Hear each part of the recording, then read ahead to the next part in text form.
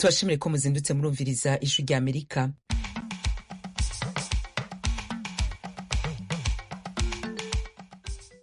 radiyo ijwi rya Amerika isamira na Washington DC mu Kirundi no mu Kinyarwanda. Mu Burundi muriko mutwumva ku mirongo migufi ya shortwave kuri metero 25, 31 na 41. Mu Rwanda tukaba kuri FM 104 n'ibice bitatu, kuri mwebwe mutwumva muri Kigali na FM 93 n'ibice bitatu i Karongi.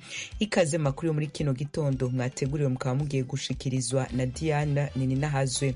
Mu Rwanda umunyepolitiki atavuga rumwe n'ubutegetsi bw'ico gihugu Victoire Ingabire avuga ko kugira ngo amahoro arame aboneke muri Republika Demokarasi ya Kongo, ibihugu vyo mu karere k'ibiyaga binini bifise impunzi bikwiye kuja mu biganiro.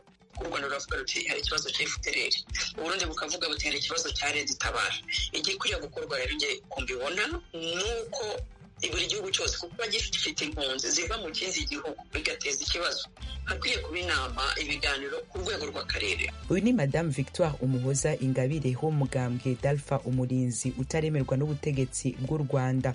Muri Kongo, Colonel Makanika yatwara umurwi watwirwaneho urwanira inyungu n'umutekano w'abanyamurenge yarayaguye mu gitero ca drone bitaramenyekana uwakigavye. Turabigaruka ko handi hato aha muri Amerika. Umushikiranganje ajejwe imigenderanire ya Amerika n'ayandi makungu avuga ko atazokwitaba inama y'ibihugu biri mu murwi wa G20 izobera muri Afrika y'Epfo mu kwa 11 kuno mwaka. Igituma muracumva handi hato. Sangwa ikaze.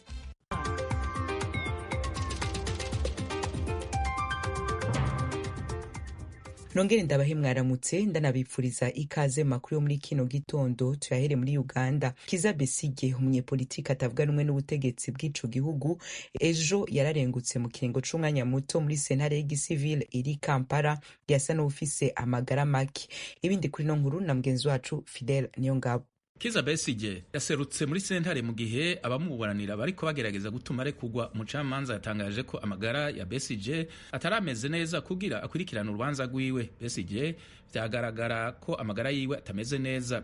Yapfunzwe kuva mu kwezi kwa11 mu mwaka urangiye w'2024. Yaciye asubizwa n'imodoka mu ibohero ricunzwe cyane ku mugwa mukuru wa Uganda Kampala. Ukubandanya gufungwa kwa Kizza Besigye kuriko gutuma kamo k'abamushigikiye kuko yorekurwa gatera kiyongera. Baragabisha ko akeneye kuvugwa kandi ko yotegerezwa kuvanwa mu buryo apfunzwemwo. Angaza ko ico mushikira ari mu munyororo bishobora gutuma haba uruhagarara rwo kwiha inkumbi mu gihugu. Umuryango wiwe watangaje ko yatanguye kugarariza gufungura mu ntumbero yo kwiyamiriza ukubandanya gufungwa kwiwe. Sentare nkuru ya Uganda mu kwezi kurangiye yafashe ingingo ko sentare za gisirikare zidashobora gucira imanza abasivile. Batangaje ko we n'abandi bagirizwa hamwe ivyaha muri sentare ya gisirikare bari kuba barekuwe buno nyene. Abategetsi b'ubutungane bavuze ko bariko barihweza ivyemezo bafise kuri Besigye kugira bamwegeke ko ivyaha muri sentare y'igisivile. Fidel Niyongabo ndurakoze na nabivuze mu ncamake y'ano makuru. Umushikiranganje ajejwe imigenderanire ya Amerika n'ayandi makungu Marco Rubio ntazokwitaba inama y'abashikiranganje bajejwe imigenderanire y'ibihugu biri mu murwi wa G20 urikiyemwo ibihugu biteye imbere n'ibiriko biratera imbere. Iyo nama izobera muri Afrika y'Epfo mu kwezi kwa 11 uno mwaka. Marco Rubio asivye iyo nama inyuma yo kunebagura Afrika y'Epfo avuga ko ico gihugu kirwanya Amerika. Fidel Marco Rubio ntazokwitaba iyo nama inyuma yuko anebaguye Afrika y'Epfo. Igihugu kizokwakira iyo nama inyuma yaho atangarije ko ico gihugu kirwanya Amerika. Aho kuja mu nama y'abashikiranganje bajejwe imigenderanire b'ibihugu bigize umugwi G20, Marco Rubio kuri wa gatatu yatahutse muri Amerika avuye mu rugendo rwiwe rwa mbere mu karere ko mu buseruko bwo hagati bw'isi. Yari ayoboye abategetsi bari baserukiye Amerika mu biganiro n'abategetsi b'Uburusiya ku ngwano muri Ukraine vyabereye ku mugwa mukuru wa Arabia Saudite Riyadh. Umushikiranganje ajejwe imigenderanire wa Amerika Marco Rubio yaravuganye n'abashikiranganje bajejwe imigenderanire b'Ubufaransa, Ubudagi, Ubutaliyano, Ubwongereza n'umutegetsi mukuru ajejwe imigenderanire mu ishirahamwe ry'ubumwe bw'Uburaya. Hari mu ntumbero yo kubacira ku mayange kuvyo yarahejeje kuganirako kuri uyu wa kabiri n'umushikiranganje ajejwe imigenderanire w'Uburusiya Sergei Lavrov nk'uko vyatangajwe n'ubushikiranganje bujejwe imigenderanire bwa Amerika.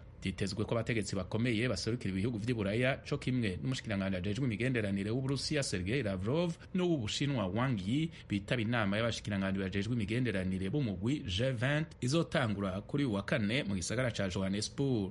Amerika izoserukirwa n'abategetsi bo ku rwego rubayabaye. ijwi rya Amerika, Washington DC, mu kirundi no mu kinyarwanda. Turacabandanya n'amakuru y'irya nino ku isi. Perezida wa Leta Zunze Ubumwe za Amerika Donald Trump yiyamye cane perezida wa Ukraine Volodymyr Zelensky, amwita umutegetsi w'igitugu adakoresha amatora. Thomas Kamirindi arabandanya ino nkuru. Ibi byaturutse ku magambo ya perezida Zelensky wavuze kuri televiziyo ya leta ye ko Trump yibera mu isi y'ibinyoma no kuyobya ukuri by'Uburusiya. Nabyo byaturutse ku ntimba ye nayo yatangaje yuko Ukraine itatumiwe mu biganiro bya Leta Zunze Ubumwe za Amerika n'Uburusiya kuri Ukraine kuwa kabiri muri Arabia Saudite. Avuga ko afite impungenge ko bazarangiza intambara mu buryo bugushamo Ukraine. Nko kumusubiza, Perezida Trump yanditse ku mbuga nkoranyambaga ati nkunda Ukraine, ariko Zelensky yakoze akazi kabi cyane k'ishyano. Yatumye igihugu cye gishwanyuka na Amerika ipfusha ubusa amadolari miliyari 350 mu ntambara yo muri Ukraine. Asoza avuga ko Zelensky ari umunyagitugu wanze gukoresha amatora. Bimeze bite? Volodymyr Zelensky yatorewe manda y'imyaka 5 mu 2019.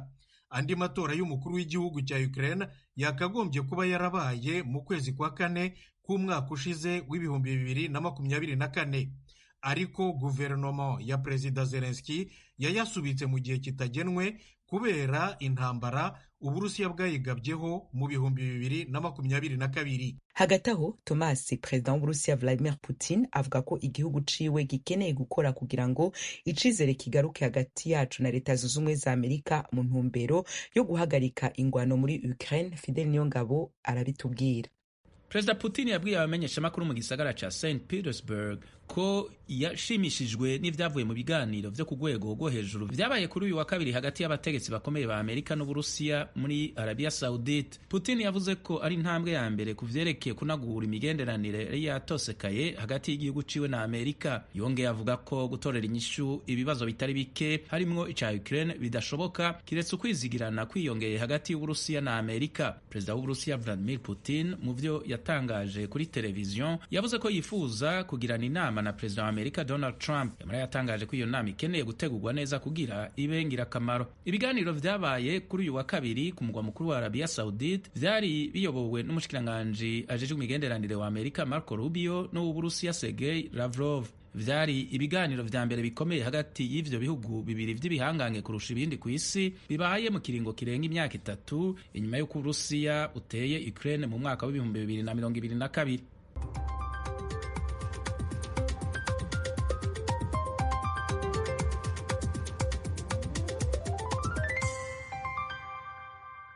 Ijwi rya Amerika, Washington DC, mu kirundi no mu kinyarwanda. Amakuru muhejeje kumva n'ayandi mushobora kongera kuyasanga kuri www.radio.com, adresi ya YouTube yacu, Instagram, Facebook na X ni VOA radio yacu. Mu kanya ni mu karere k'ibiyaga binini vya Afrika.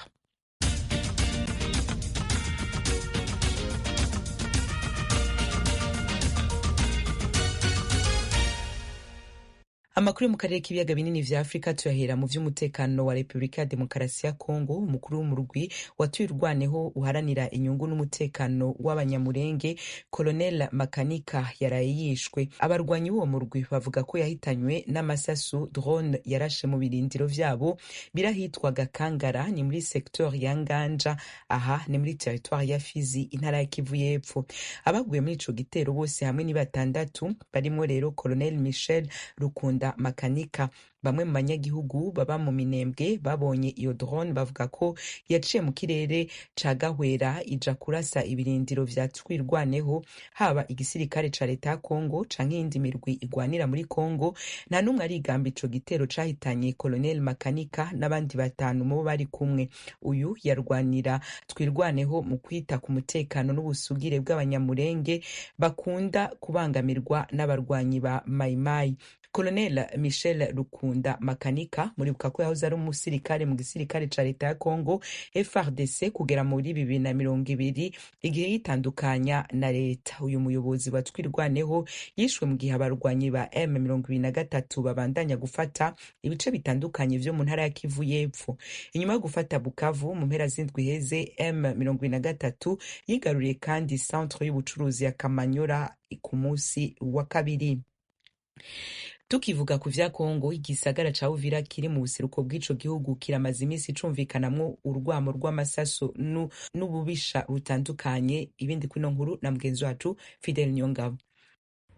Ababa mu gisagara ca Uvira n'abategetsi baho batangaje ko habaye ubusahuzi n'ubwicanyi bw'abantu batari bake. Bavuga kandi ko ibiziga by'abantu bishwe byari mu mabarabara. Bamenyesheje kandi ko abasirikare ba leta bafashe ku nguvu bwato kugira bahunge baciye mu kiyaga Tanganyika.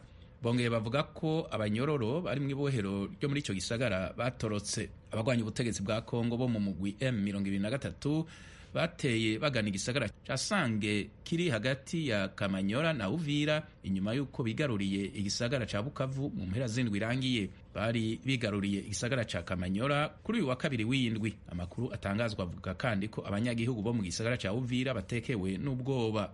Umwe mu bategetsi bo mu gisagara ca Uvira atashatse ko izina ryiwe rimenyekana yavuze ko abantu bariko baricwa mu gihe ubusahuzi bukogwa na bamwe mu bagize FRDC na Wazalendo. Fidel, ico kibazo c'umutekano muke wiriwe muri Uvira ejo, mugenzi wacu Tim Ishimwe yakivuganye ko na Boss Muyoboke, umwe mu bayobozi b'ishamwe ryitwa Shikama rivugira abanyamurenge ari muri Uvira. Umutekano umeze nabi cyane, dufite umutekano mubi nubwo tuwugizemo iminsi cyane, ariko wabaye mubi cyane uhereye ku munsi wa na gatanu. Niwo munsi guverinoma ya Sud Kivu cyangwa se ya province ya Sud Kivu yatangiye kutugeraho hano bahunga. Uwo munsi batwikiye n'umusore wacu, umusore witwa Nzayiramya Fidel. Guhera uwo munsi umutekano wacu wakomeje kuba mubi cyane kugeza umunsi w'igitondo.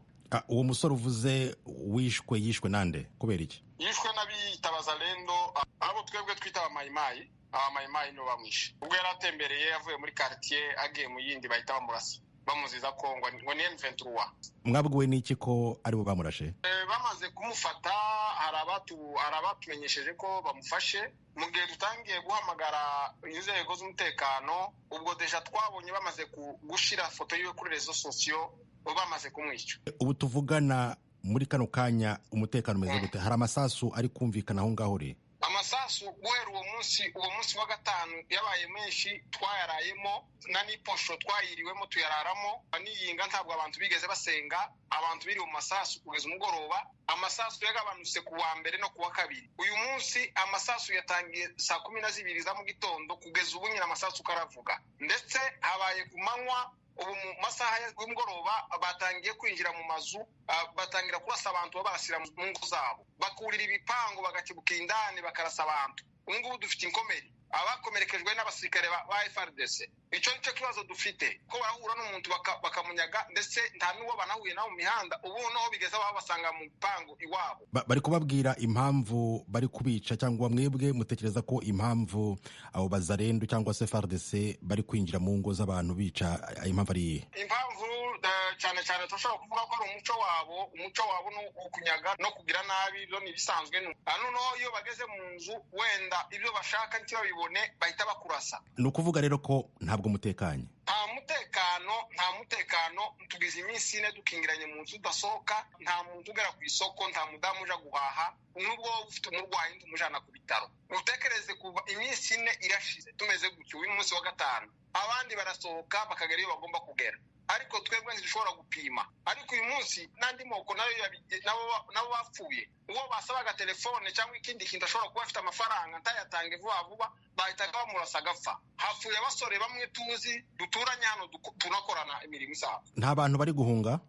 Abahunga barahunze, abandi barahunga bafite inzira yo kuja Bujumbura, ariko twebwe nta ouverture nimwe dufite. Tidushobora gufata inzira ije Bujumbura, n'Abazalendo bari mu nzira. Tidushobora kunyura inzira plane ngo tuje ahandi ariho hose. Tidushobora gufata imisozi. Ubuhungiro bwacu ni mu mazu indani. Ubu ngubu nayo batangiye kuyadusangamo. Niba muri mu mazu aho mudashobora gusohoka, mufite ibyankenerwa, ubwo no kuvuga amazi, mufite umuriro w'amashanyarazi, mufite ibyo kurya, mubayeho gute muri make? Ibyo ngibyo ni ikibazo kigoye, kuko ntabwo twagiye tugera mu rugo rwose ngo turugeremo, ariko ntabwo abantu babayeho neza. Abantu ntabwo bafite dabora amazi ntayo dufite. Kura barayirashe haute tension, ari amasinga manini barayarashe kugira babone uburyo biba. Ubu ngubu turi mu mwijima. Hanyuma ibiryo, urumva sinshobora kuvuga ngo abantu bose babuze icyo bafungura. Hari abantu deja bari biteganyije bafite icyo bashobora gufungura, hari n'abandi badafite n'icyo bashobora gufungura bishwe n'inzara bashonje cyane. Hari amakuru avuga ko hari imirambo igenda igaragara ku mihanda y'aho ngaho muri Uvira. Hari icyo waba ubiziho? Imirambo yagumye kugaragara kuva ku munsi wa gatanu ubwo abazalendo bicaga ingabo za FARDC kandi bakicana gutyo bitwa ngo barakorana. N'uyu mwanya mutoya bamaze kwica abandi basirikare ahangaha mu mujyi ba FARDC. Iyo mirambo yose iracyari mu mihanda. Ku manywa barasha abandi basore Mulongwe, aho ni muri quartier nyine bita Mulongwe.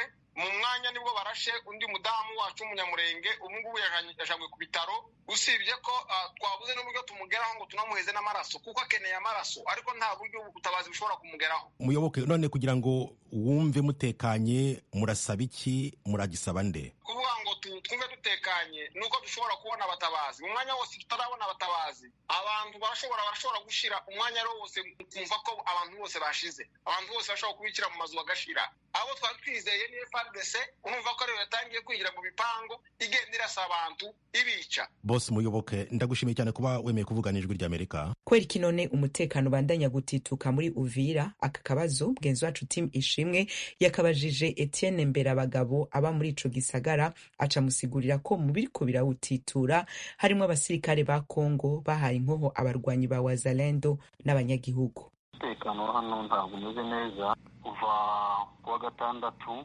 ubwo ingabo zamaze guheza abitwa Wazalendo intwaro n'abasivile abafurero n'ababembe.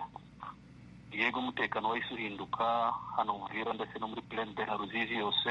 Batangira gutortira abantu, bafunga imihanda, inzira zije Akamanyura zirafungwa, inzira zije Akazinzira zirafungwa, amaporo barayadiployingaho abitwa Wazalendo, ndetse mugabo batangira kurasa n'abantu ngo bigere ku cyumweru n'iyinga ihari irahinduka, Abazalendo bahinduka abasirikare ba FARDC.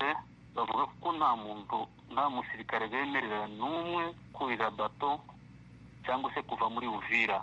Ubu umusirikare wese uvuye kuri linye y'urugamba za Bukavu bahita bamuhagarika bakamuhaka intwaro, yabyanga bakamurasa. Abazalendo nibo baka intwaro ingabo za FARDC? Yego, Abazalendo nibo baka intwaro ingabo za FARDC. Byahereye muri Plaine birakomeza biza gukomera cyane hano mu mujyi wa Uvira. Abazalendo batangiye kumenansa eta majoro ya gisirikare hano Uvira, babasaba intwaro ndetse bashaka no kuzifata ku mbaraga. Biranakomera, batangira guhiga uwitwa Umututsi wese, nibwo barashe umuhungu wacu witwa Fidel arapfa. Kwese duhita tuja mu mazu, ubu nta muntu usohoka.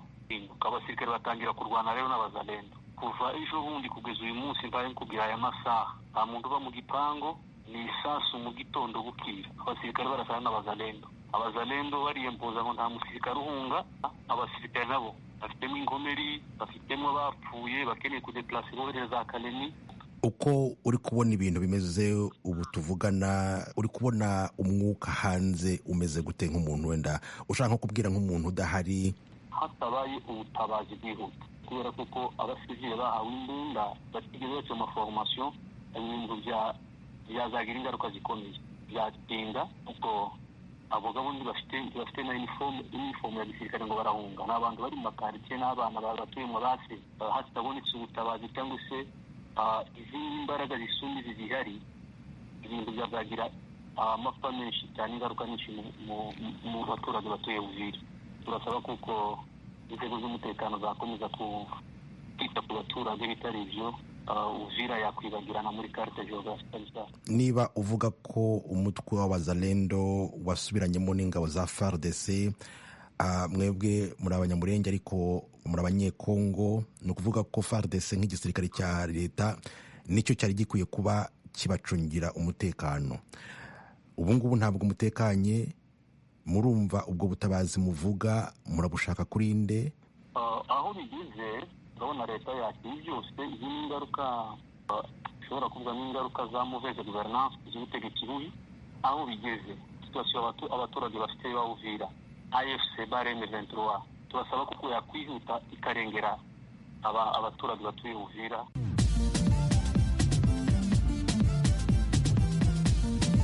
Ijwi ry'Amerika. Mu munota umwe gusa uramenya amakuru y'Afrika kuri radiyo Ijwi ry'Amerika buri munsi. reba videwo y'umunota umwe ku ijwi rya Amerika ni ku rubuga rwa Facebook ku ijwi rya Amerika. videwo y'umunota umwe gusa, inkuru nyamukuru kuri Afurika. Ni ku rubuga rwa Facebook rw'ijwi rya Amerika. Adresi ni VOA Radio Yacu.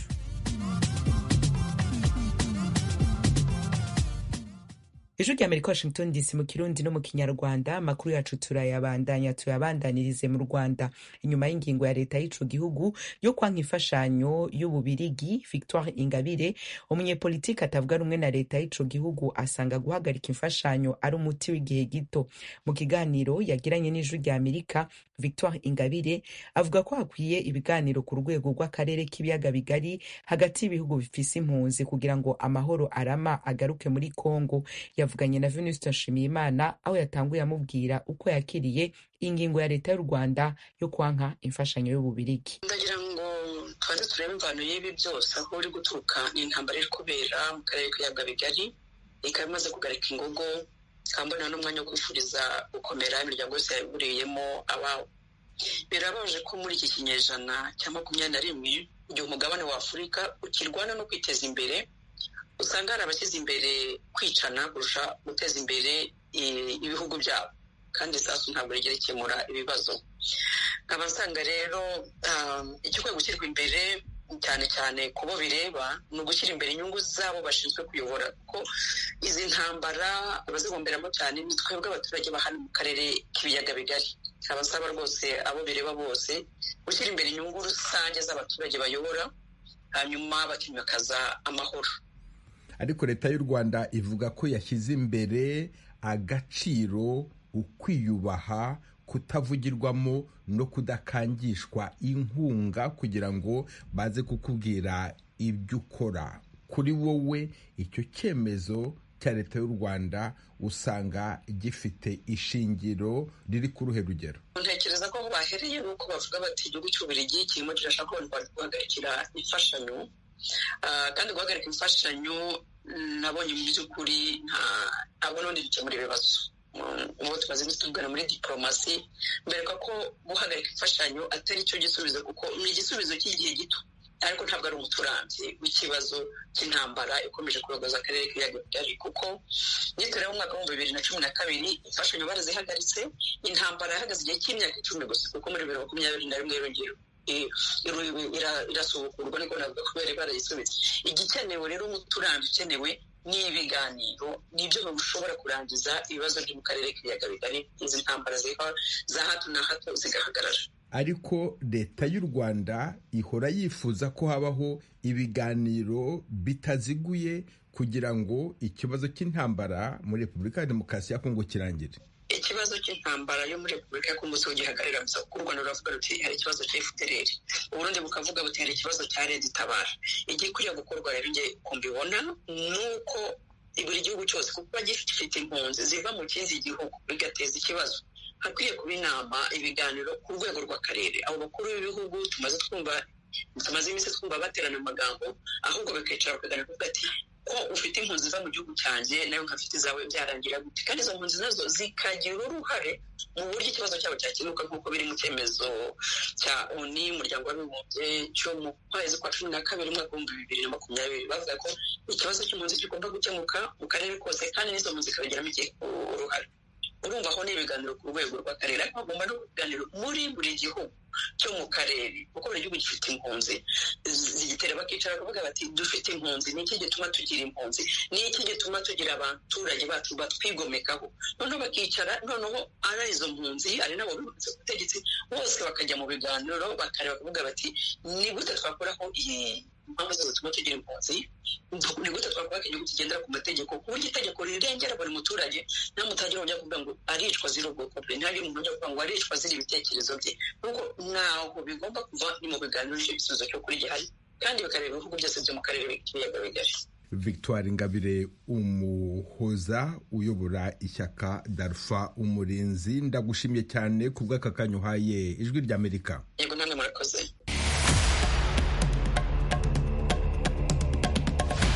ijwi rya amerika ryatanguye kubashikiriza ibiganiro vyaryo n'inkuru zitandukanye, zaba izanditse, izo mu mavideo, mu majwi no mu mafoto, biciye ku rubuga rwa WhatsApp.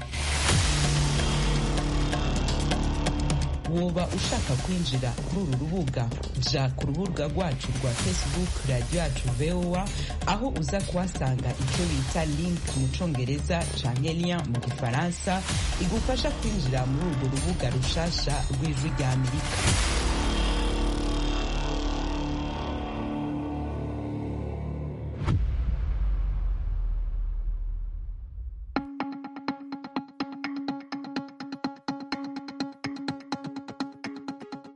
Ijwi rya Amerika, Washington DC, mu Kirundi no mu Kinyarwanda. Nshuti mwari muduteza amatwi, aha ni amakuru yacu ya mbere y'uno munsi agarukiye. Kuri mikro mwari kumwe na Diane Ninazwe. Shimire Nadia Taha yari muhinga bw'ivyuma na Etienne Karekezi yaraduhagarikiye. Twemi ku izina ry'abagenzi bacu tubikebanuye tubifuriza umunsi mwiza. Ahanje turongera mu makuru yo ku mugoroba.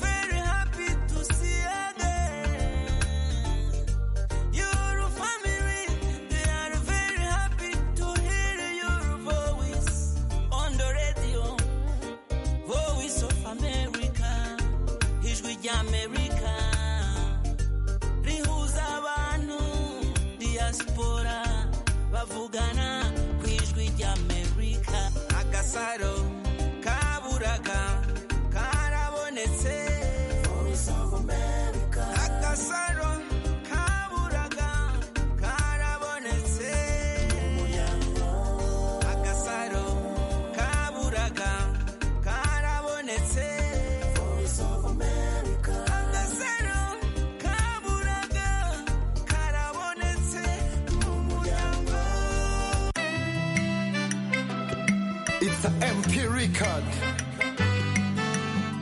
Dr. March Production. Holy Seven, your smile. Nasikiliza sauti ya Amerika. Tusikilize sauti ya Amerika. Ielewe, ielewe. Nasikiliza sauti ya Amerika. Tusikilize sauti ya Amerika. Taarifa ya habari ya ukweli. Ielewe, ielewe. Vipindi vya furaha, amani, umoja na upendo. Vipindi vya furaha, amani, umoja na upendo. Dusangire ijambo yahuje benshi. Muri sanga yakoze byinshi. Agasaro ka